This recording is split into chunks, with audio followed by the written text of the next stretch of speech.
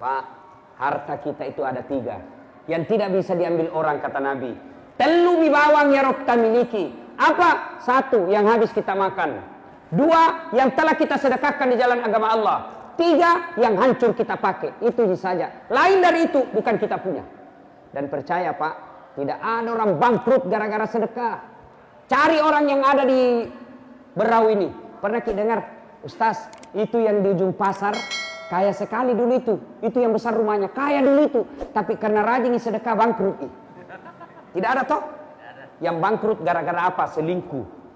Bukan poligami ya, selingkuh. Apa gara-gara bangkrut? Narkoba. Bangkrut gara-gara apa? Judi. Bangkrut gara-gara apa? Mabuk-mabuk. Tidak ada orang bangkrut bangun masjid. Dan percayalah Pak, orang kalau bersedekah diganti. Saya selalu yakin itu Pak. Coba. Percaya Ki Pak. Kenapa kita miskin selama ini? Karena suka Ki minta-minta. Kenapa kita miskin selama ini? Karena malas Ki sedekah. Kalau saya bantu Islam Palestina, apa nanti besok dia makan anakku? Urusan Allah. Kenapa kita miskin? Karena kita selalu berpikir, bagaimana saya besok? Bagaimana saya bulan depan? Marah Allah. Macaipun Allah Ta'ala. Magai. Bapak tidak percaya Allah Maha Kaya. Keluarkan saja. Selama kita berjihad fisabilillah, tidak mungkin biarkan Tuhan miskin.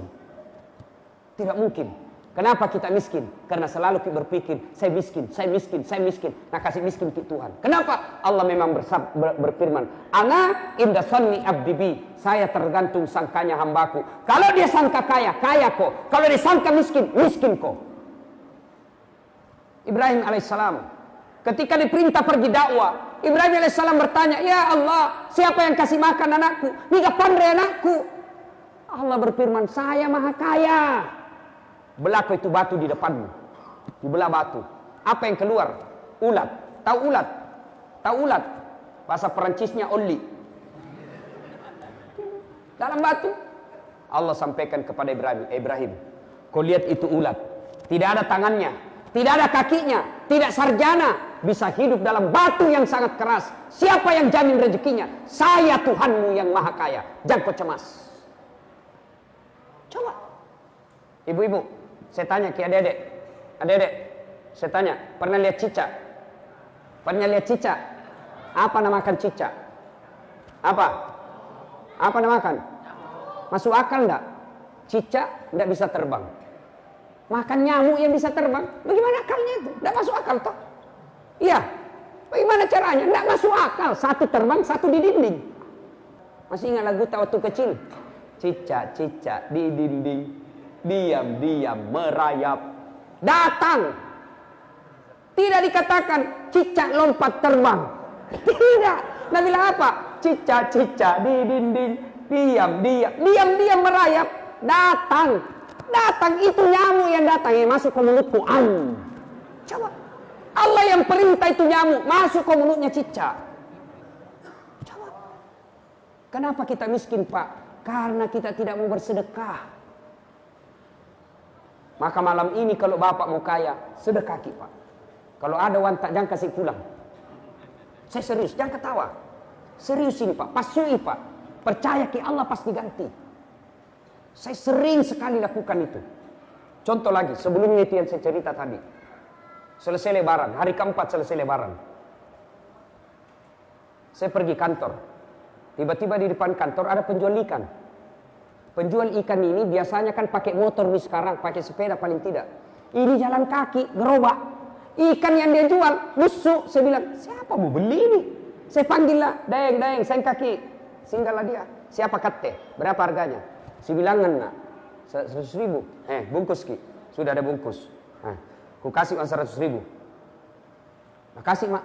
Tiap maki. Jangan maki, kasih ke ikan. Bawa maki pulang kita makan sama keluarga tak. Sudah, nak cium lah itu uang. Nak cium itu uang 100.000 sambil berdoa. Ya Allah mudahkan rezekinya. Puang, ya kasih panjang umurnya, murahkan rezekinya. Pergilah. Itu kira-kira jam 8 pagi. Jam 1 siang, saya pergi ceramah di Hotel Clarion. Acaranya Pak Menteri Pertanian, Pak Amran Sulaiman. Sampai ceramah halal bihalal. Tidak ada Pak Menteri. Saya WhatsApp, Pak Menteri, Tidak ada Ki di sini. Saya mau ketemu ini. Sakit Kak Ustaz. Ketemu Ki di rumah nanti Ustaz. Selesai acara langsung Ki ke rumah. Baik Pak Menteri, saya siap ke sana. Selesai acara saya ke rumah beliau. Sampai di rumah beliau cerita-cerita. Mau maghrib, saya bilang tabe Pak Menteri. Mau mie asan, saya mau pulang dulu. Saya bilang Pak Menteri, tunggu dulu Ustaz. Buru-buru Kak Pak Menteri. Tunggu dulu 2 menit saja. Dalam hatiku amam nih. Amam ini. Amal lagi. Masuklah dia di kamar. Masuk di kamar, keluar bawa bungkusan. Berapa yang saya kasih tadi tukang ikan? Berapa? 100.000. Begitu Pak Menteri keluar, bungkusan. Langsung nak kasih. Tabe Ustaz, ini tadi honornya yang ceramah di hotel. Sudah ada honornya nak kasih ke panitia. Pada dalam hatiku, cepat maki. Sudah, sampai. Begitu saya naik mobil, buka. Berapa isinya? 25 juta. 100.000 saya kasih keluar, Allah ganti 25 juta. Percaya kita, maka keluarkan ini. Dan yang kita bantu Pak, bukan orang lain, saudara kita yang lagi menderita. Syukurnya bukan kita yang begitu. Syukurnya bukan kita yang rusuh. Bagaimana kalau kita yang rusuh? Biar banyak uang tak, kalau rusuh di negara tak susah. Alhamdulillah. Sebagai rasa syukur kita, mari kita bantu. Ya mau berkurban. Ada yang mau berkurban tahun ini?